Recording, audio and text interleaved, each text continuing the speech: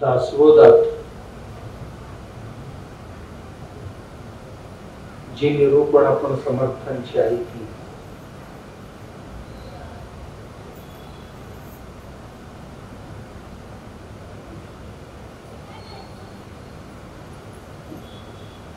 इहलोक आणि परलोक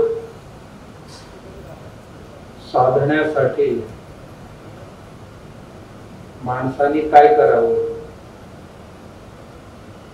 खूप सुंदर विषय आहे. व्यवहारात सर्वजण म्हणत असतात इहलोक आणि परलोक. आम्ही सर्वजण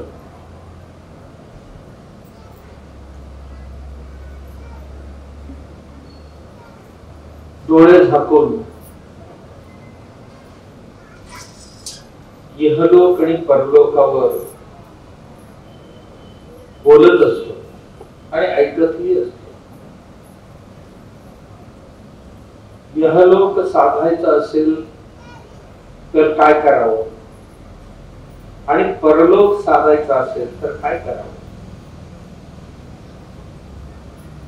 इहलोक म्हणजे नेमकं काय असतं आणि हे परलोक म्हणजे नेमकं काय असतं.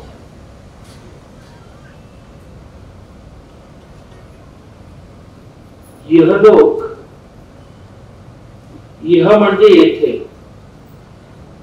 येथे म्हणजे जिथे आपण राहतो तिथे, याला इहलोक असं आपण म्हणतो.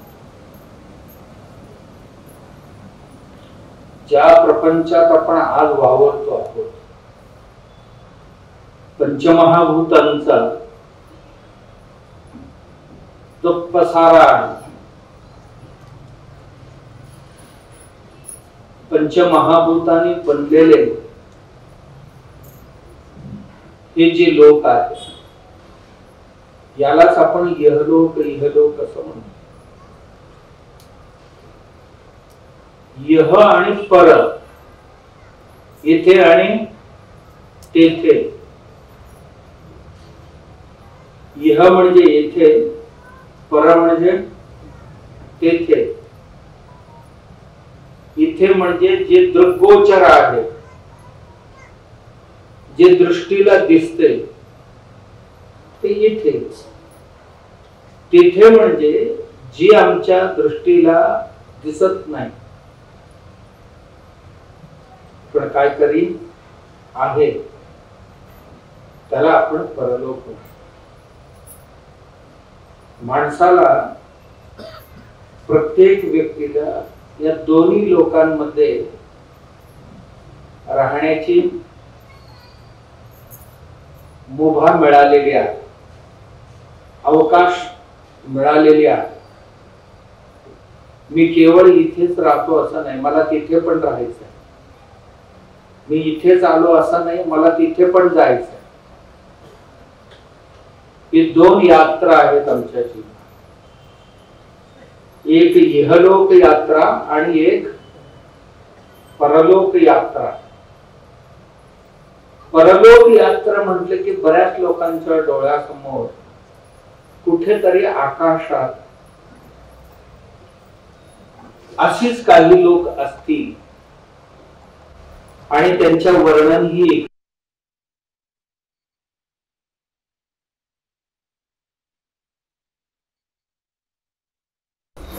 अमुक असते, तमुक असते, असं असते, तसं असते. मग तिथे सुद्धा एक स्वर्ग असते, एक नरक असते. मग असं केलं तर ह्यात जाणार, तसं केलं तर त्यात जाणार, असे आपण ऐकलेले आहोत. जाऊन कोण परत नाही येऊन सांगितले.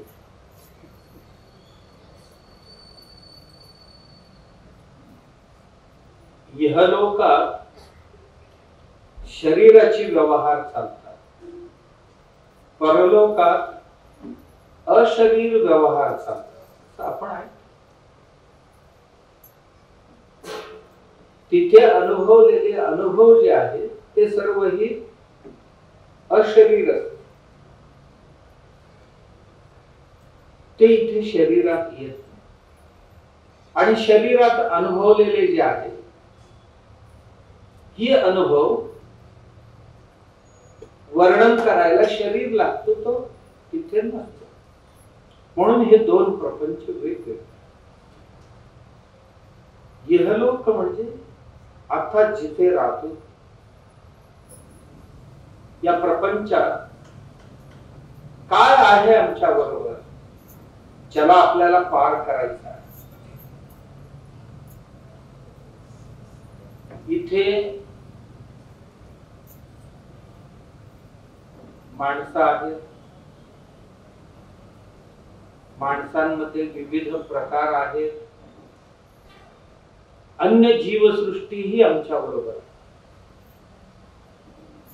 या सर्वांचं मिळून ही सृष्टी तयार झाली. या सगळ्यांचं मिळून, केवळ माणसांचा नाहीये. मनुष्य समजतो की ही माझच आहे आणि ह्याच्यावर पूर्ण अधिकार माझच आहे असं माणसाला वाटतं. असं कधी नसतं. हे जे बनलेले आहे हे सर्वांसाठी बनलेले आहे. सर्वांना जे लागते ते सर्वही इथे भगवंताने ठेवलेले आहे. पण मनुष्य बुद्धिमान प्राणी असल्या कारणाने आपल्यासाठी बनवलेले सर्वही वापरून अन्यांसाठी जे बनवलेले आहे ती सुद्धा कब्जा करू पाहतो. त्याचाही भोग आपणच घेऊ पाहतो. याच्यामुळे इहलोकाचा याचा प्रवास सुखी होत नाही. इहलोक हा पार करू शकत नाही. त्यांना वाटतं की इथे जे दृश्य प्रपंच किंवा श्राव्य प्रपंच जेवढा आहे किंवा जेवढा गंध प्रपंच आहे, जेवढा रस प्रपंच आहे, जेवढा स्पर्श प्रपंच आहे, हे सर्व ही माझ्या करताच देवाने निर्माण केले. उदाहरणार्थ जेवढा काय धान्य उगवले देवाने हे सर्वही माझ्यासाठी जाईल असं त्याला वाटतं. जेवढी फळझाड देवाने लावलेले आहेत हे सर्वही फळ माझ्यासाठी, माझ्या उपभोगासाठीच आहे. जेवढी फुलं देवानी इथे निर्माण केलेले हे सर्वही माझ्या डोळ्यांच्या आनंदासाठी आणि माझ्या नाकाच्या गंधास्वादनासाठीच आहे असं त्याची समज आहे. आणि इथे जेवढंही पाणी देवानी दिलेले आहे त्या संपूर्ण पाण्यावर केवळ माझाच अधिकार आहे असं आपल्याला वाटतो मनुष्याला. असं आम्ही समजलेलो आहोत. म्हणून ह्या सर्वांवर आपल्या हक्क आणि अधिकार सांगतो. आणि त्याचा अतिरेक जर झाला, त्या अतिरेकाचा परिणाम काय होऊ शकतो तेही आजकाल माणसांना पाहायला मिळते आणि अनुभवायला मिळते. हे सर्व आमच्यासाठी नाही ना. भगवन निर्मित 84 लक्ष प्रकारची जीवसृष्टी, 84 लाख प्रकारची, आईच्या पोटातनं जन्म घेणारी, अंडीतनं बाहेर येणारी, पाण्यात जन्माला येणारी,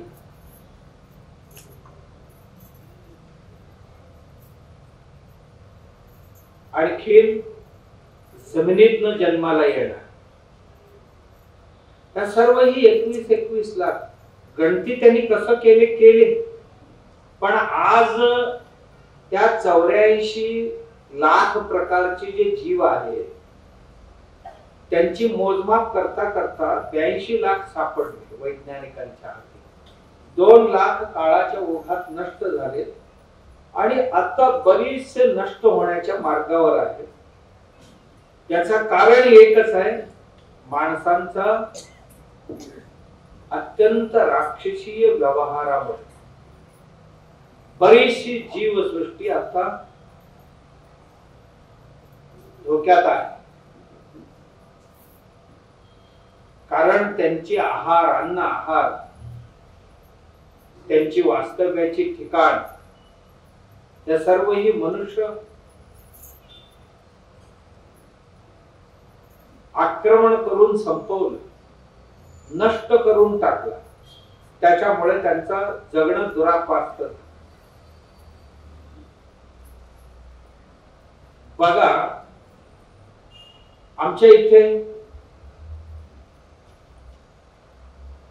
सह्याद्री वाघ आणि बिबट्या आहेत. वाघ आणि बिबट्यांना अन्न आहार पाहिजे, तर त्या अन्न आहार कुठे मिळणार आहे?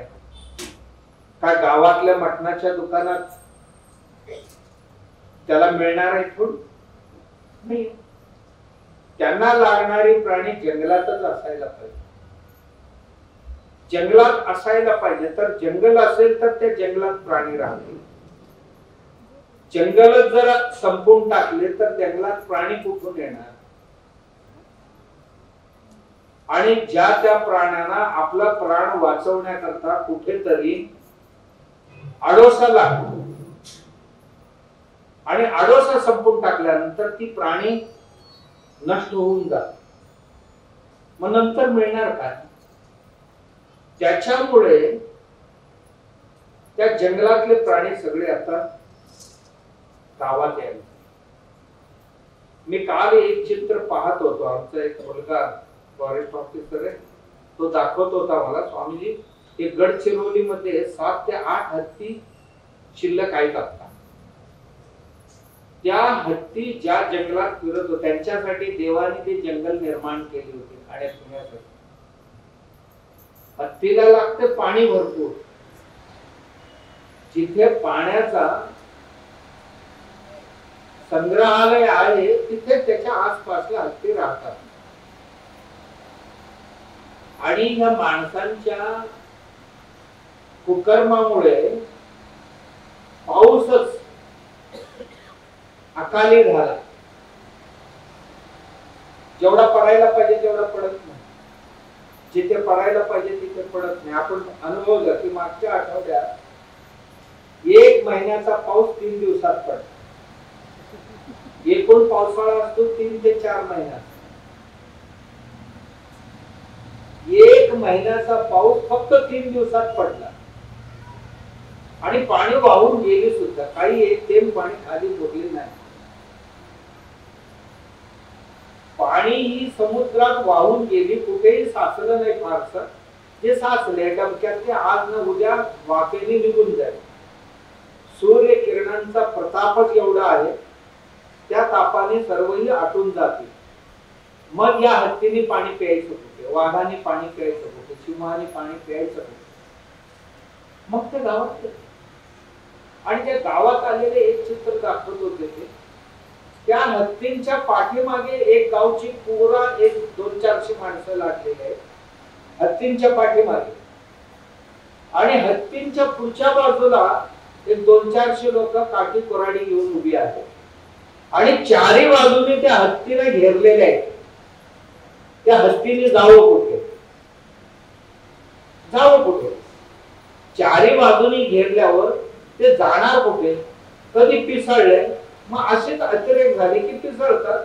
पिसळले की जो समोर आहे त्यांनाही त्यांचा प्राण वाचवायचा असतो, ज्याला त्याला तोडून संपून टाकतात. किंवा अशी परिस्थिती आली की माणूस तरी गोळ्या घालतो, त्यांना कोणतरी एक जण संपून जातो. हे अत्याचाराचा अतिरेक. अशा पद्धतीने माणूस जर सगळ्यांचं जीवन धोक्यात आणत निघाला, जग कसं राहणार? जग केवळ काय माणसांमुळे राहिले थोडं. आपल्याकडे एक सुभाषित आहे, त्या सुभाषितांमध्ये आमच्या अनुभवी ऋषी लोकांनी असं लिहिलेले आहे वाघाचा आश्रयस्थान वन. वाघ सुरक्षित राहायला पाहिजे तर वन पाहिजे. का? वाघाला वाचण्याकरता कुठेतरी आडोसा लागतो, ते वन देतो. वाघापर्यंत कोणी सहजपणे येऊ नये याकरता त्याला वनाची गरज आहे संरक्षणासाठी. आणि वनाची संरक्षणासाठी वाघ पाहिजे. वन सुरक्षित राहायला पाहिजे तर वाघ असतील तर माणूस तिथे झाड तोडायला जायला दचकतो. वाघ जर वनात नसतील संपून टाकेल तो वन, आता जसं संपवला. म्हणून वनासाठी व्याघ्र आणि व्याघ्रासाठी वन हे परस्पर पूरक आहे, आवश्यक आहे. तसं या जगात देवाने सगळ्यांसाठी एक एक एक एक प्रपंच निर्माण केले, एक एक व्यवस्था निर्माण केली. आणि ती व्यवस्था ज्यांच्या त्यांच्या करता जरुरीची आहे आणि गरजेची आहे. आणि आम्ही मंडळी जणू काही देवाने सर्व काही माझ्यासाठीच दिलं आहे असं आम्ही समजतो. समुद्रावर सुद्धा आम्ही हक्क सांगतो, जमिनीवर हक्क आम्हीच सांगतो, वनावर सुद्धा आम्हीच हक्क सांगतो, पाण्यावर हक्क आम्हीच सांगतो, डोंगरावर, खनिजावर, सगळ्या खनिजांवर हक्क आम्हीच सांगतो. का 84 लाख लोकांपैकी फक्त मनुष्य एकट्यासाठी निर्माण केले नाही केले. याची जाणीव ज्याला नाहीये तो मनुष्य कसं होईल. म्हणून एक गोष्ट समर्थ म्हणाले, इहलोक साधावयासाठी जाणत्यांची संगत करायची. परलोक साधायचा असेल सद्गुरूंची संगत करा. दोनच गोष्टी प्रत्येक व्यक्तीला गरजेची आहेत. याच दोन. इहलोक म्हणजे आम्ही इथे जे राहतो या लोकाची इतिमिती ज्याला हे जर पार करायचं असेल, या लोकातनं आपण सहजपणे आनंदाने पार करायचं असेल जीवन, आम्हाला इथे या जगात जे जाणते माणसं आहेत, जाणत्या लोकांची सहवासाशिवाय जग नाही कळणार. जग कळल्याशिवाय आम्हाला जगात जगता येणार नाही.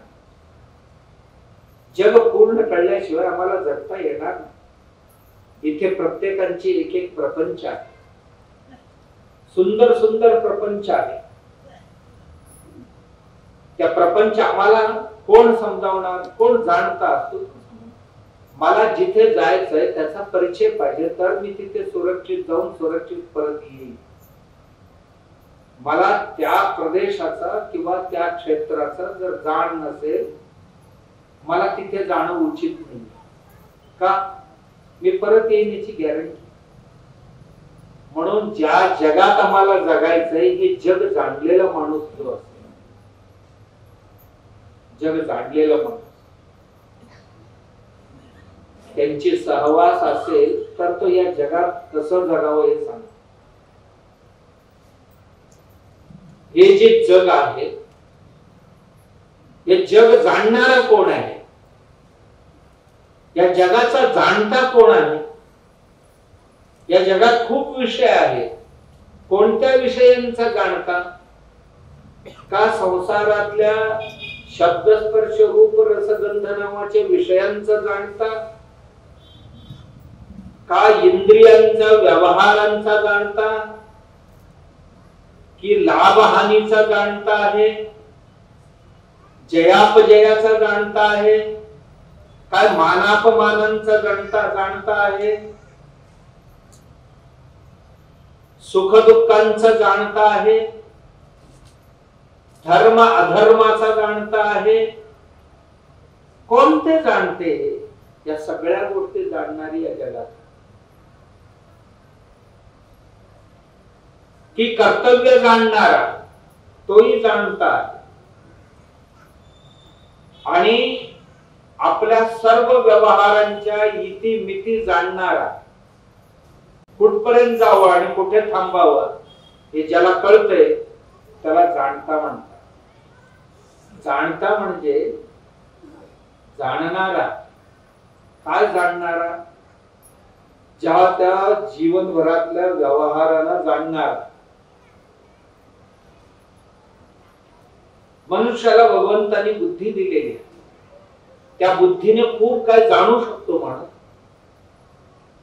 याच बुद्धीने निसर्गाला जसं जाणतो तसा निसर्गातला जीवसृष्टी नाही जाणू शकतो.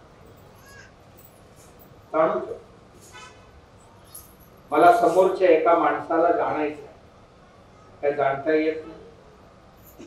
जाणत्याची संग करा आणि तो सांगतो कसं जाणायचं.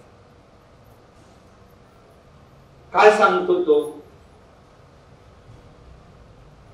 समोरच्या माणसांची डोळे बघा, डोळ्यांच्या हालचाली बघा, मग त्यांच्या मनात काय चालू आहे ते कळतं. समोरच्या व्यक्तीचे मुखविकार पाहत राहा, आपल्याला कळेल की त्या व्यक्तींच्या आतमध्ये काय चालू आहे. समोरच्या व्यक्तींची शरीराच्या हालचाली ज्या आहेत, हावभाव जे आहेत ते जाणून घ्या. त्या व्यक्तीच्या मनात काय चालू आहे तळमळ ते समजते. समोरच्या माणूस काय खातो काय पितो हे एकदा जाणून घ्या, म्हणजे त्या खाण्यापिण्यावर त्याचा स्वभाव कसा आहे कळतंय. समोरच्या माणसांचे मित्र कोण आहेत, शत्रू कोण आहेत हे एकदा पाहून घ्या, म्हणजे ही व्यक्ती कोणत्या प्रवर्गात बसू शकतो हे आपल्याला कळतं. समोरची व्यक्ती कुठे बसते कुठे उठते एकदा पाहून घ्या, म्हणजे त्या व्यक्तीचं अंतरंग कळतंय. समोरच्या व्यक्तींची आशा आकांक्षा समजून घ्या एकदा. त्या प्रकारची आशा आकांक्षा असणारी व्यक्ती कसं असू शकते आणि काय करू शकते हे आपल्या लक्षात येतं. समोरची व्यक्ती कसं बोलते, एक 4 वाक्य ऐकून घ्या. 4 वाक्यांच्या त्यांची उच्चारित केलेले शब्द आणि त्या शब्दांच्या ध्वनी, त्या ध्वनी मागील भाव एवढं समजून घ्या, बस ती व्यक्ती कळते कशी आहे. ही एक प्रकारची जाणतेपणा. सोपं जातं. कोणाच्याही कपाळावर असं कुठलेही फलक लावलेले नाहीये की ही व्यक्ती उत्तम आहे, हे मध्यम आहे, हे कनिष्ठ आहे, किंवा हे भांडखोर आहेत, हे सज्जन आहे, हे चोर आहे, हे भ्रष्ट आहेत. अशा कोणाच्याही कपाळावर असा कोणी फलक लावलेले नाहीये. त्या व्यक्तींच्या बहिरंगातील व्यवहार पाहूनच त्या व्यक्तीचा अंतरंग आपण समजू शकतो, हे जाणू शकतो. ही एक कला आहे. मला माती जाणायचंय, मातीचा जो जाणता आहे त्याच्या जवळ गेलं तर तो माती मला समजावून देईल. मला पाणी समजायचंय, ज्याला पाण्याचं ज्ञान आहे त्याच्या जवळ गेलं तर त्याला पाण्याचा जाणता म्हणतात.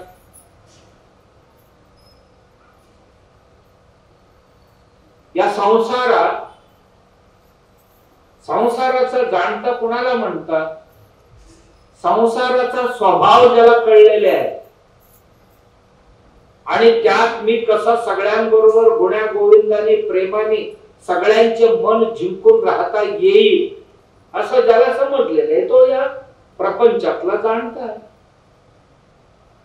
पाण्यात राहायला पाहिजे तर पाण्यात राहणाऱ्यांच्या सगळ्यांची जाणीव मला असायला पाहिजे. पाण्यात कोण कोण राहतो, कोणाकोणाचा स्वभाव कसा आहे, मग त्यांच्याबरोबर मी कसं वागायला पाहिजे. हे तसं वागलं तर मग आरामातनं पाण्यातनं प्रवास माझा होईल. आणि हे जगातला प्रवास ही तसंच आहे. मला जर नाही कळलं तर मी कुठेही ठगून जाईल. कारण माणूस बाहेरून एखादा कठोर दिसतो, आतमध्ये खूप मृदू असतो. आणि बाहेर कधी कधी खूप माणसं तुम्हाला इतकी नम्र आणि इतकी गोड दिसतील, गोमुख व्याघ्र, चेहरा गायीचा आणि शरीर सर्व आतमध्ये वाघाचा. चेहरा गायीचं आणि व्यवहार सगळे वाघाचे असेही असतील. कधी आपली वाटोळे करतील सांगता येत नाही. आणि हे जो जाणतो त्याला संसारातलं जाणता म्हणतात. अन्यथा आपण पावलोपावली फसून जाऊ. आम्हाला संसार नाही कळलं तर प्रत्येक जण आपल्याला फसवायला बसलेला. पाडायला बसलेले जेवढी आहेत तेवढा उचलायला माणसं नाहीये, उठवायला तेवढी लोक नाहीये संसार. जेवढी लोक पाडण्यामध्ये तत्पर आहेत, दुसऱ्यांना उठवण्यामध्ये तत्पर फार कमी लोक. आम्हाला जगायचंय तर इथे कोण कसा आहे मला कळायला पाहिजे, कोणाचा स्वभाव कसा आहे. केवळ माणसांचा आहे असं नाही, सर्व व्यवहार सर्व प्रपंच मला जाणायचं. तर ह्या प्रपंच किंवा माझा जो प्रपंच आहे, मी जेवढ्याला प्रपंच मानलेले त्यातलं तरी कमीत कमी मला काहीतरी कळायला पाहिजे. नाही कळलं तर मला करता येणार नाही. आणि मी नुसतं तक्रार करत फिरणार, हे देवाने निर्माण केलेले हे प्रपंच काय चांगलं नाही, हे सगळे अशी आहेत तशी आहेत असं आहे तसं आहे. आम्ही आयुष्यभर नुसतं तक्रार नोंदवण्यामध्येच आपलं जीवन संपून टाकतो. नाही, जीवन सुंदर सुद्धा. इथे जगता आले तर खूप सुंदर, जगता नाही आले तर मग आमचं दुर्दैव आहे. इथे खूप लोक जगतात आनंदाने. म्हणून आम्हाला या जगाचा स्वभाव कळायला पाहिजे. आणि त्याच्यात सगळ्यात महत्वाचं आमचं कर्तव्याचा जाणीव आम्हाला पाहिजे. काय जाणलेले माणूस आम्हाला पार करू शकतो. कर्तव्य जाणलेला माणूस. कोणती कर्तव्य? या जगात कोणत्या प्रसंगामध्ये, कोणत्या वयामध्ये, कोणासमोर कुठलं कर्तव्य मी बजावायचं आहे, हे जो जाणलेले आहे तो जाणकार आहे. मी आहे. आई वडिलांसमोर मी एक मुलगा असतो, भावांसमोर मी एक भाऊ असतो, चुलत्यासमोर मी एक पुतण्या असतो, मामा समोर मी एक भाचा असतो, आत्या समोर सुद्धा मी एक भाचा असतो, आजा आजींसमोर मी एक नातू असतो, मित्रासमोर एक मित्र असतो, शत्रू समोर मी एक शत्रू असतो. एकच व्यक्तीला एवढी पात्र निर्वहन करावे लागते. मला पुत्र म्हणून, मित्र म्हणून, मुलगा म्हणून, भाऊ म्हणून, काका म्हणून, मामा म्हणून काय काय काय काय पात्र म्हणतात. नाही, मला माझ्या आई वडिलांनी मुलगा म्हणून जन्माला घातले, मी चांगला मुलगा म्हणून जगणार आहे जगात. काय चालणार आहे का? आता बायको आली, नाही मी मुलगा म्हणूनच जगायचं ठरवले, काय होईल का संसार? ती म्हणते मी बायको आहे, तू असशील बायको पण मी मुलगा, चालेल का संसार? नाही ना. एक मित्र माझ्या समोर आला तेव्हा मी म्हंटल नाही मी पुत्र आहे, मुलगा आहे, मी मुलगा म्हणूनच आयुष्य जगायचं ठरवलं. मित्राबरोबर काय मुलगा म्हणून राहता येईल का? नाही ना. मला जेवढी काही पात्र मिळतील त्या पात्र सर्वांसमोर, कारण याला काय म्हणतात आणि त्यांची जबाबदारी काय, माझी जबाबदारी काय, यांच्याबरोबर मी कसं वागायला पाहिजे. आणि इथलं विधिनिषेधात्मक सर्व कर्मांचा जाणीव ज्याला आहे तो जाणकार आहे. काय करायला पाहिजे, काय नाही करायला पाहिजे, मी किती पुढे गेला पाहिजे आणि कुठे थांबायला पाहिजे हे शिकवणारा कोणतरी लागतो. याच्यात जाणता कोणतरी पाहिजे. मी चालत राहणार म्हणजे कुठपर्यंत चालत राहणार. संसारात मी किती चालणार ह्यापेक्षा मी कुठे थांबायला पाहिजे हे जर नाही कळलं तर संसार कोणाचाही पूर्ण नाही होणार. व्यवहार जरा मला नाही कळलं, कारण प्रत्येकांची व्यवहार भिन्न भिन्न. मी मुलांच्या प्रती कशी वागायला पाहिजे, आई वडिलांच्या प्रती मी कसं वागायला पाहिजे, आणि मी बुजुर्गांच्या प्रती कसं वागायला पाहिजे, एक गुरुजनांच्या प्रती मी कसं वागायला पाहिजे, लहान मुलांच्या प्रती मी माझा आदर्श कसं ठेवायला पाहिजे, याची जर मला जाणीव नसेल तर मी कसं हे प्रपंच पार करू शकेन? मला सांगा, काय पार करता येईल का? नाही करता येणार. एक माणूस एकच धरून नाही होणार. एक माणूस अनेक पात्र निर्माण करत असतो आणि कुठलंही पात्र वटवत असताना दुसऱ्या पात्राला धक्का लागता कामा नये. भाचा म्हणून व्यवहार करताना पुत्र धर्माला धक्का लागता कामा नये. पुत्र म्हणून व्यवहार करताना कुठल्याही मित्र धर्माला सुद्धा धक्का लागता कामा नये. या सगळ्या गोष्टी सांभाळून व्यवहार करणं हे जाणत्याचं लक्षण म्हणतात. हे कधी जमतं? जे बुजुर्ग माणसं आहेत समाजात, जे थोर आहेत, जाणते आहेत, त्या जाणत्यांबरोबर मी सहवास केले तर ही व्यवहार मला कळेल. आणखीन कशाला म्हणतात जाणता? जाणता त्याला म्हणतात की इंद्रिय व्यवहारांचं ज्ञान ज्याला आहे त्याला. इंद्रिय व्यवहार, डोळ्यांचा व्यवहार, कानांचा व्यवहार, जिभेची व्यवहार, त्वचेची व्यवहार, नाकाचा व्यवहार, या सर्वांची इति मिती ज्यांनी जाणलेली आहे आणि ह्या सर्व विषयांचा व्याप्ती ज्यांनी जाणलेले त्याला संसारात जाणकार असं म्हणतात, जाणता असं म्हणतात. हे जर जाणलेलं नसेल तर त्याचा काही होऊ शकतो, होऊ शकतो.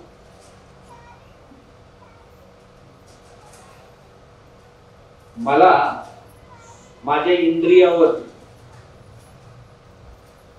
निग्रह किती असायला पाहिजे, माझ्या डोळ्यांचा व्यवहार किती सात्विक मी ठेवली पाहिजे, नेत्र विकार होणार नाही याची काळजी मी कसं घ्यायला पाहिजे. कारण सर्व विकार हे डोळ्यात निर्माण होत नाही, डोळ्यात विकार होण्यापूर्वी मनात विकार तयार होतात. तर या मनाचा निग्रह मी कसं केला पाहिजे, मग डोळ्यांचा नेत्र विकार मी कसं थांबवू शकेन, माझ्या श्रोत्र विकार, मी काहीतरी ऐकलं आणि काहीतरी ऐकू आलं असं नाही चाललं. माझ्या जीवनात माझा हिताचा कोणता, अहिताचा कोणता, हे जर मला नाही कळलं, अहितच हिताचं समजून मी वागायला लागलो तर जीवनाचं वाटोळे होऊन जाईल. कारण बऱ्याच लोकांना आपण जे करतो ते योग्यच आहे असं वाटत असते आणि स्वतः आपण खूप मोठे शाणे आहोत, समर्थ आहोत असंही आम्हाला वाटत असते, किंवा आपण जेवढ्या जाणलेले आहोत एवढा म्हणजे सर्वस्व आहे असंही आम्हाला वाटत असते. आणि त्यालाच परिसीमा असं समजून स्वतः खूप मोठ्या शाण्यांच्या साम्राज्यात वावरल्यासारखे आम्ही वावरत असतो. का माझी शहाणपणाची सीमा एवढीच आहे का याच्या पलीकडे सुद्धा काहीतरी आहे अजून, हे मी नाही सांगू. या संसारातला जो जाणता माणूस आहे त्याला माहिती, त्यांच्याजवळ गेल्यानंतर कळते की माझी परिसीमा काय असायला पाहिजे,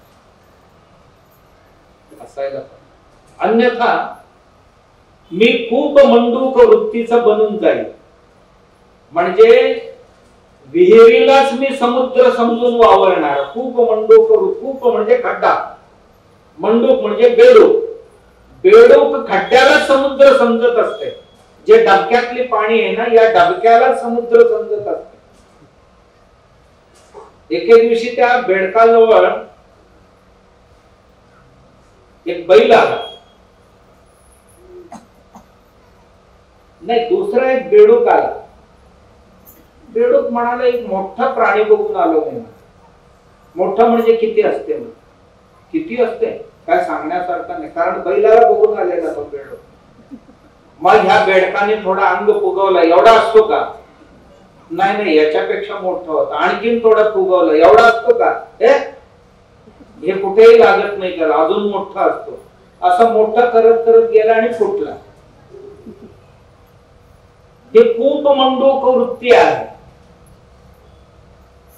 माझी एवढी ज्ञान आहे, मी एवढा शहाणा आहे, माझी संपत्ती एवढी आहे, माझी वैचारिकता एवढी आहे, हीच पुष्कळ आहे, हे समुद्र एवढा आहे.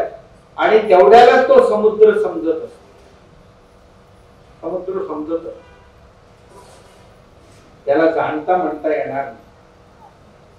जाणता या प्रपंचातलं प्रत्येक व्यक्तीला नाही, व्यक्तीच्या स्वभाव वृत्तीला जाणणार. या वृत्तीमध्ये एवढ्या प्रकारचे, ह्यातच आम्ही सगळे बसणार आहोत. प्रपंचाची व्याप्ती जाणणार आहे. आमच्या इंद्रिय व्यवहार हे कुठपर्यंत असायला पाहिजे, आमची इंद्रियांची व्यवहाराची व्याप्ती कुठपर्यंत असायला पाहिजे.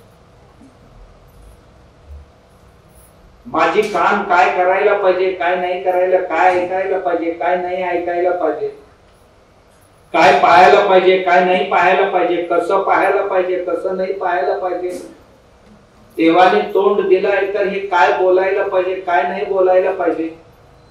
बोलायचं तर किती बोलायला पाहिजे. चांगलं बोलता येते म्हणून 24 तास गाडी चालूच ठेवायचं का? नाही. जाणता म्हणजे ह्या गोष्टी जाणणार.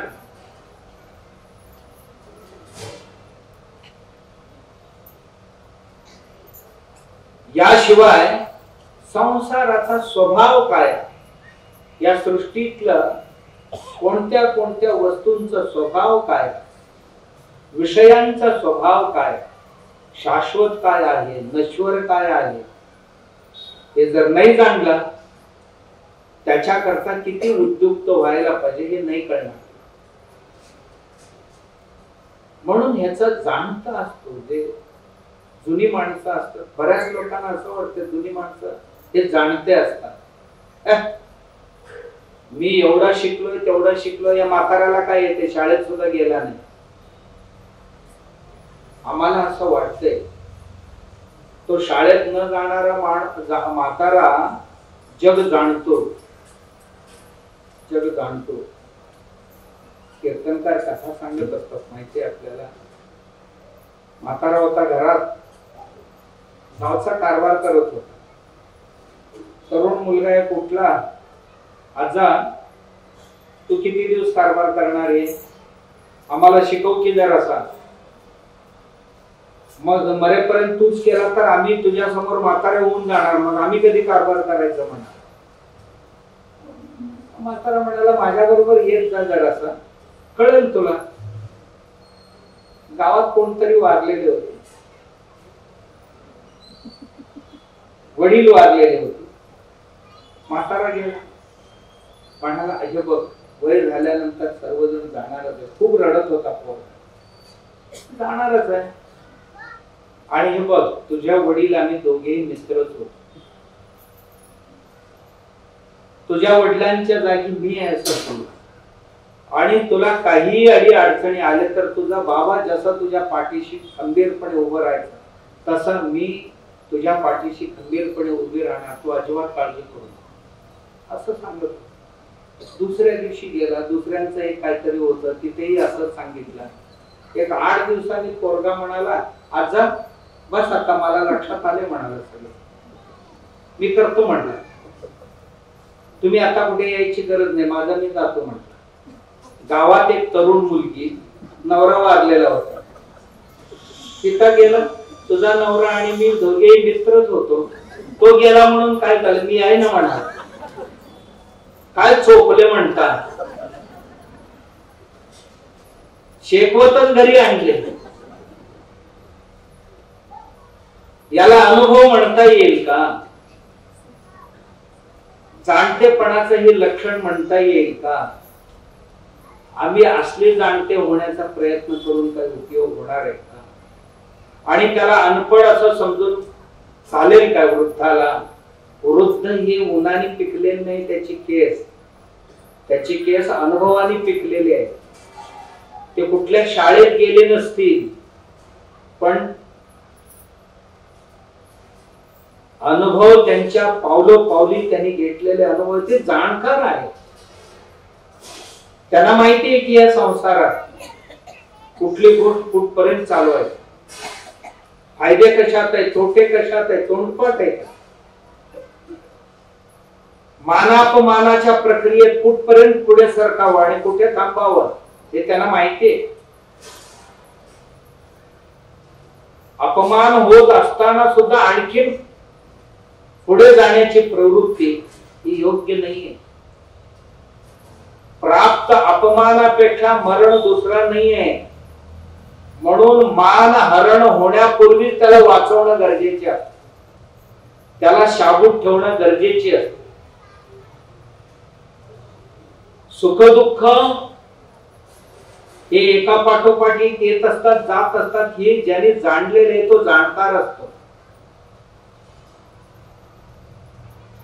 आणि खचून जाणारा तो कधी जाणकार नसतो. सुखात हुरळून गेला, दुःखात खचून गेला, तो कसला संसारातला जाणकार. म्हाताऱ्या माणसांना विचारा, ते सांगतात हेही एक दिवस जाणार. त्यांचा एकच वाक्य असतो, हेही एक दिवस जाणार. बाळा, चांगले दिवस आले हेही जातील, वाईट दिवस आले हेही जातील, आम्ही सगळे पाहिलेले आहोत. ते जाणकार म्हणतात. संसारात जाणकार माणसं असतील, जाणते माणसं असतील, आम्हाला संसार पार करायला फार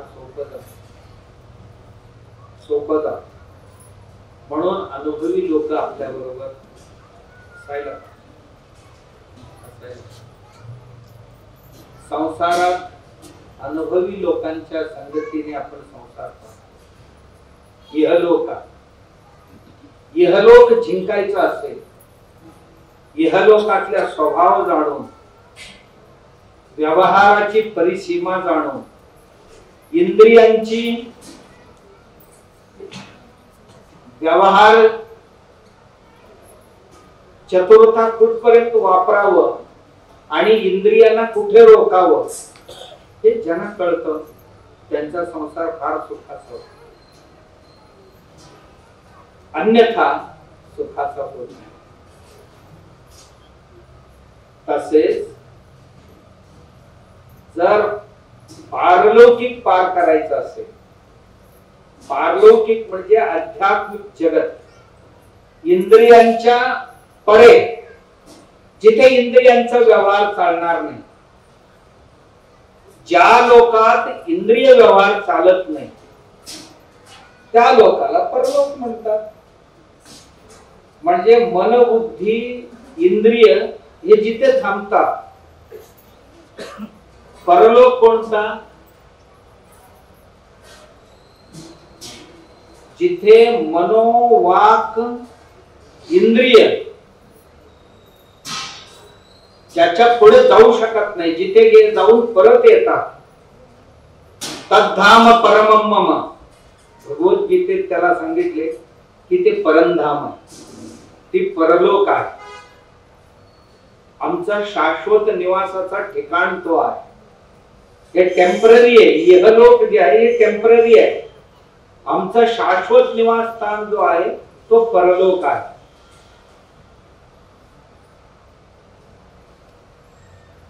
तत्र न वाग् गच्छति न मनो गच्छति. सूर्य, चंद्र, तारा सुद्धा तिथे नाही पोहोचू शकत.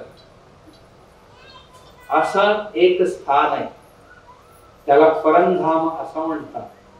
म्हणजे जिथे आमची इंद्रिय जाऊ शकत नाही, जिथे आमची मन पोचू शकत नाही, जिथे आमची बुद्धी कुंठित होते, त्याच्या पलीकडे एक आनंद लोक सुरू होत. त्या लोकाला आनंद लोक म्हणतात. तिथे आनंदाशिवाय दुसरा काही नाही. मग असं नाही की ही शरीर टाकून दिल्यानंतर ते भेटणार आहे, नाहीये. त्या आनंदाकरता या इंद्रियांचा विषयांचा काहीही गरज नाहीये. यांना इथे सोडून त्याला जाणायचंय आणि तिथे मन स्थिरवायचंय, ज्याला आपण समाधी अवस्था म्हणतो, ज्याला आपण तुरीय आणि तुरीयातीत अवस्था म्हणतो, ज्याला आपण हंसावस्था म्हणतो,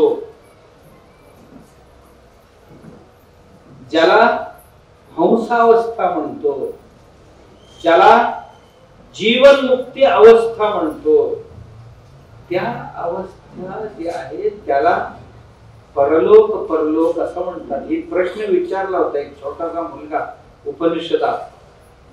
इंद्रिय व्यवहार संपल्यानंतर याच्या पलीकडे काय आहे? माणसांची शरीराची सर्व प्रक्रिया थांबल्यानंतर त्याच्या पुढे काय आहे असा विचारणारा एक छोटासा मुलगा होता, नचिकेत.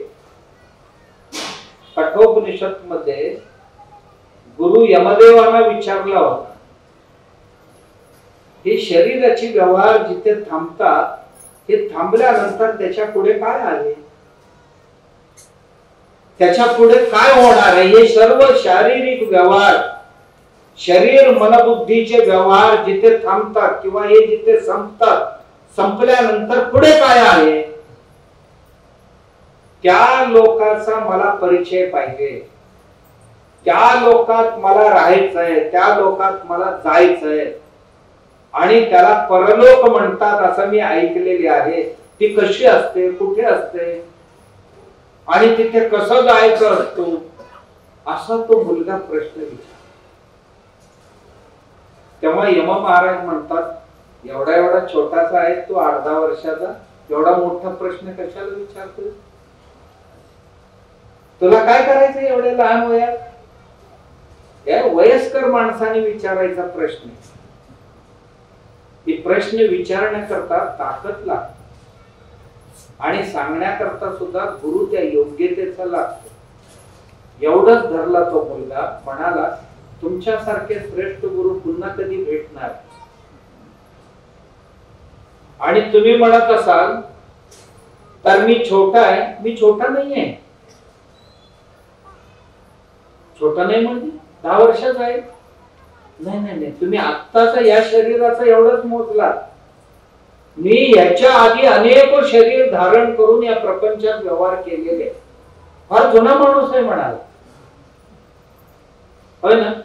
आम्ही विचारलं की इथलीच वय सांगणार हो, पण ह्याच्या पूर्वी सुद्धा होतो म्हणून तरी इथे आलोय.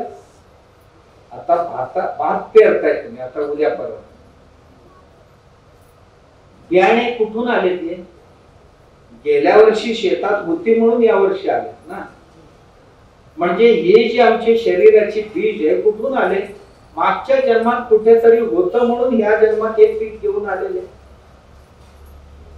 नचिकेत म्हणतो एवढा छोटा नाहीये मी. तुम्ही माझी शरीर बघून माझी वय ठरवू नका.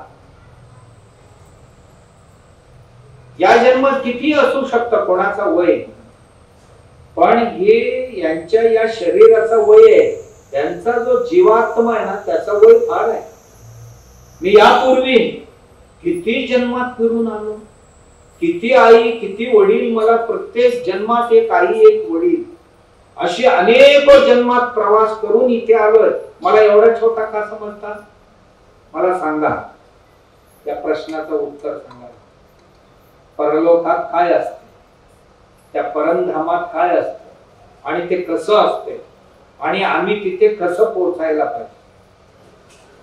तेव्हा यम महाराज म्हणतात याच्याकडे याच्यासाठी तू गुरुकडे गेला पाहिजे. परलोक साधायचा असेल तर गुरुकडे गेला पाहिजे. गुरु सांगणार हे सगळे. मला वाटते माझ्या वडिलांनी गुरुकडेच पाठवले. मी सरळ यायला तयार नव्हतो, पण रागारागाने शाप देऊन तुमच्या दारात मला उपस्थित केलं. या अर्थी वडील माझं हित साधण्याकरताच पाठवले. नचिकेत म्हणतो रागा रागात माझ्या वडिलांनी मृत्यूला देऊन टाकले, याचा अर्थ माझं हित आता बहुतेक मृत्यूच्या हातात आहे. कुठलाही बाप आपल्या बाळाचा हितच पाहत असतो. मला ज्या अर्थी यमलोकात पाठवले म्हणजे माझ्या हितासाठीच पाठवले. आणि मी ऐकलेले यमदेवासारखं गुरु कोण नाहीये आता प्रसिद्ध. मग तुमच्यासारखा गुरु आता भेटल्यानंतर आणि कुठलं गुरु शोधत जाऊ मी, सांगा. यम महाराज म्हणतोय बाळा तुला मी स्वर्ग पाहिजे तर देतो. स्वर्ग म्हणजे सुखाची सर्व साधन. स्वर्ग म्हणजे काय, जिथे आहात तिथे सुखाने जगण्याकरता लागणारे सगळे साधन उपलब्ध करून दिले की ते स्वर्ग. आणि तू म्हणत असशील ना जमीन जायदाद हवं, ते सर्वही देईल. आणि नृत्य गायन वादन आनंदासाठी लागतात, ते देऊ. हे बघा तुम्ही जे जे देणार आहे ना, तो मुलगा छोटा होता, जे जे देणार आहे ना ते सर्व माझ्या इंद्रियांना झिजवणारी आहेत. हे पोसवणारी कोणी नाहीये यात. तुम्ही जे भोग मला देण्याकरता चाललाय हे सर्व भोग माझ्या इंद्रियांना जीर्ण करणारी आहे. माझी इंद्रिय भोगून भोगून भोगून जीर्ण होतील, शीर्ण होतील. ही मागच्या जन्मात खूप झाली माझी, त्याचा मला गरज नाही. मला गरज आहे आता त्या परमधामाचा, परलोकाचा. त्याचा काय तरी सांगा. यम महाराज म्हणतात ते फार कठीण असते. हो कठीण असते, मी ऐकलेले. तुमच्यासारखं सोपं करणारा दुसरं कोण भेटेल का? अनायाशी तुमच्या दारात आलं तर तुम्ही त्याला सरळ करून द्या. प्रसन्न झालं यम महाराज. अरे वयाने छोट दिसतोस पण बुद्धीने फार परिपक्व आहेस. तुझ्या वयाला शोभण्या पलीकडची बुद्धी आहे. चल तुला मी हे देतो. एवढंच नाही, मी एवढा खुश झालोय ना तुला बघून, 3 वर पण देतो, काय पाहिजे ते मागून. आणि तो ज्ञान पण देतो वरती खूपच. कुठलं? परलोकात ज्ञान पण. मग देणार असेल सध्या पण काय, कुठलं देऊ? माझ्या वडिलांनी रागारागाने पाठवले. तुमच्याकडनं निरोप घेऊन घरी गेलो की वडिलांनी मला आनंदाने स्वीकारायला पाहिजे, आनंदाने स्वीकारायला पाहिजे असा एक वर दे. दुसरं, माझ्या वडिलांचा राग कायमपणे शांत होईल. माझ्या वडील ज्ञानी आहेत पण त्यांच्यात एक छोटासा कमी आहे, कमतरता. ती म्हणजे त्यांचं शीघ्र कोप, तो कायमचा कमी व्हावा. आणि तुम्ही दिलेली ही अग्निविद्या, मला अग्निविद्या द्या. तुम्ही देणार असाल तो अग्निविद्या मला द्या. 3 वर मागितले. यम महाराज प्रसन्न होऊन 4थं एक वर देऊन ही अग्निविद्या इथून पुढे नाचिकेता अग्नी म्हणून तुझ्या नावाने प्रसिद्ध होऊ दे. एवढं सांगून त्याला सांगायला लागले की बघ, त्या इंद्रियांचा निग्रह केल्यानंतर, मनाचा निग्रह केल्यानंतर, ओंकार उपासना केल्यानंतर, ओंकाराची उपासना कर. मनात ओंकाराचा ध्यान करायला सुरुवात. इंद्रियांना शांत कर आणि केवळ मनाला जागृत ठेव. आणि मनाला ओंकार शब्द जे आहे याची उपासना करायला सांग. त्या ओंकारामध्ये मन तुझं मग्न कर. तुझी मन त्या ओंकारामध्ये मग्न होऊ दे. का? मनाला थांबवायला कुठेतरी एक जागा लागते. की मन कुठलं तरी वस्तू हातात दिल्याशिवाय ते थांबत नाही. मग हे मंत्र दे त्याच्या हातात. यम महाराजांनी त्याला ओंकार उपासना मंत्र दिले. वेगवेगळ्या संप्रदायात वेगवेगळे मंत्र आहेत. या मंत्रावर तुझी मन केंद्रीकृत आणि त्याचं स्मरण करायला जितकं जास्तीत जास्त वेळ स्मरण करशील त्या मंत्रात जेवढा वेळ मन थांबेल हळूहळू हळूहळू हळू त्या मंत्रावर तुझं मन स्थिरावेल. स्थिरावल्यानंतर तुला त्या जगाचा भान राहणार नाही. हे दृश्य जगत दिसणार नाही. या जगातलं शब्द कुठले तुला ऐकू येणार नाही. जगातला गंध कुठलेही तुला नाकाला बाधित करणार नाही. आणि कोणतंही रसनेंद्रिय आता तुझं उघडलं जाणार नाही. आणि पूर्णपणे तुझं मन या इंद्रियांपासून परावृत्त होऊन त्या मंत्रावर केंद्रीकृत होईल. त्या मंत्रावर थांबेल. थांबल्यानंतर तिला स्थिरता येईल. आणि मंत्र स्मरण करता करता त्या मंत्राला अभिप्रेत जो आत्मा आहे, ओम हे ज्याचं नाव आहे, आता ज्याला आपण आंबा म्हणतो, आंबा ही एक शब्द ओळखण्याकरता. परंतु आंबा म्हटल्याने पोट कोणाचा भरणार नाही. भरेल का? आंबा आंबा आंबा असा आपण ध्यान केल्याने काय भरणार आहे का? नाहीये. त्या आंब्याचा आस्वाद जेव्हा घेऊ, कारण आंबा नावाचा जो शब्द आहे, शब्दाला अभिप्रेत एक वस्तू आहे. त्या वस्तूचा उपभोग घ्यायला मी जेव्हा शिकेन, तो जो आम्ल मधुर जे स्वाद आहे, आम्ल मधुर म्हणजे थोडस आंबट आणि गोड जो स्वाद आहे, या आम्र शब्दाचा किंवा आंबा शब्दाला अभिप्रेत वस्तूचा उपभोग, वस्तू आहे ते, त्या वस्तूचा उपभोग तू घे. घेतल्यानंतर हे जग सर्व विसरून जा आणि त्या स्थितीत राहा. तीच परलोक आहे. तीच परलोक. त्या परलोकात इंद्रियांचा काही नाही. त्या सगळ्यांना इथेच सोडावं लागतात. जसं घरात जाताना जोडे काढून ठेवतो आणि आपण घरात जातो ना, तसं आमच्या इंद्रिय मन बुद्धी आहेत ना, यांना इथपर्यंत सोडतो. समाधीमध्ये जाताना फक्त आपणच जातो. जीवच फक्त आत जातो. आत्म्याशी एकरूप होऊन जातो. आत्म्याशी एकरूप होऊन जातो. ते गुरुनी शिष्याला केलेली उपदेश. तुला परलोक साधायचा असेल तर असं कर. मंत्राचं स्मरण करायला सुरुवात कर आणि स्मरण करता करता त्या मंत्राला अभिप्रेत अर्थ असणारा आत्मा आहे ना, तर आत्म्याचा आनंद घ्यायला सांग. आत्मा कसा आहे? सच्चित आनंद नित्य परिपूर्ण आहे. हे त्याचा स्वभाव आहे आणि ते स्वभाव जाणून त्या स्वभावात विलीन होतो.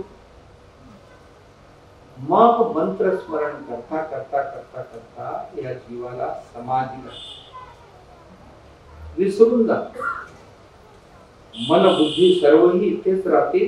तिथे ध्यान करणारा आणि ज्याचा ध्यान करायचा तो, हे दोघेही एक होऊन जातात. जसं नदी समुद्रात गेले की समुद्र आणि नदी दोन राहत नाही, तसं आत्म्याचा ध्यान करायला चाललेला हा जीव आणि आत्मा हे दोन राहत नाहीये. ते दोघेही एक होऊन जातो. जीव ब्रह्मैव ना परहा. जीव आणि ब्रह्म हे दोन आता वेगवेगळे नाहीये. ना परहा, वेगवेगळे नाही, एकच होऊन जातात. याकरताच आयुष्यात गुरु हळूहळू हळूहळू आम्हाला त्या स्थितीकडे नेतो. त्या परलोकात आम्हाला घेऊन तिथे काहीच लागत नाही. म्हणून परलोक साधायचा असेल तर सद्गुरूंचा सहवास करावा. इहलोक साधायचा असेल तर जाणकार माणसांचा सहवास करावं. केवढं सोपं सांगितलंय समर्थाने. म्हणून आमच्या जीवनात या दोन्ही गोष्टी तितकेच. म्हणून वडीलधार माणसांची, बुजुर्ग मंडळी जी आहे यांचा कधीही अनादर करणं कुठल्याही गृहस्थाच्या जीवनाला शोभणार नाही. का? हे संसार पार करायचा असेल तर मी खूप शहाणा आहे हे डोक्यातनं काढून ठेव. विश्वकोश आहे. आजी आहे आमची ती विश्वकोश आहे. आजा आहे तो आमचा विश्वकोश. किंवा संसारातली जाणकार हाच कळगे सर्व पाहिलेले आहे. चढ उतार ज्यांनी सगळे अनुभवलेले आहेत. संसारातील अनेक स्वभाव ज्यांनी जाणलेले आहेत. संसारात कशात किती रस आहे ज्यांना कळलेले आहे. जाणकार माणसांना त्यांना सज्जन म्हणतात. संसारात काय म्हणतात त्यांना? सज्जन लोकांचा सहवास करा. आणि परलोक साधायचा असेल म्हणजे इंद्रियांचा व्यवहार जिथे थांबते तिथे केवळ आनंद आणि आनंदच असते. असा एक अवस्था आहे. त्या अवस्थेला परलोक अवस्था म्हणतात. ते साध्य करायचं असेल तर सद्गुरूंचा सहवास करावा. आणि नको असेल तर काय कंपल्सरी नाही ना कोणाला. असते का असं? नाही नाही बाबा मला एवढं पुरेशे मग एवढ्यातच राहावं का? त्यात काय अवघड? ज्याला वाटते की नाही ही एक आहे आणि तिथे दुसरं काय हवं असं वाटत नाही. महाराज त्या अवस्थेकरता एक वर्णन करत होते. जे सतत हवं असं वाटते, ज्याचा कधीही मनात तिरस्कार उत्पन्न होत नाही, अशा अवस्थेला आनंद अवस्था ही परलोक अवस्था. त्याला आनंद म्हणतात. जे सतत हवं असं वाटतंय, ज्याचा कधीही मनात बस पुरे असं वाटतच नाही किंवा त्याचा तिरस्कार भाव सुद्धा कधी अजून हवं असं वाटतंय, तिथे त्या अवस्थेत आम्ही राहावं अशी इच्छा राहते. ती म्हणजे परम आनंदाची अवस्था. ही परलोक अवस्था. आणि ही हवं असेल तर गुरूंकडेच जावं, दुसरीकडे कुठेही जावं. म्हणून आम्हाला जे अभिप्रेत आहे, आम्हाला कुठल्या अपेक्षित आहे, त्या लोकात जाण्याकरता, इहलोक जाणण्याकरता जाणत्यांची, परलोक जाणण्याकरता सद्गुरूंची सहवास करून जी ती अवस्था प्राप्त करण्याची बुद्धी शक्ती सद्गुरु भगवंत सर्वांना देव. तुमच्या प्रार्थना राजा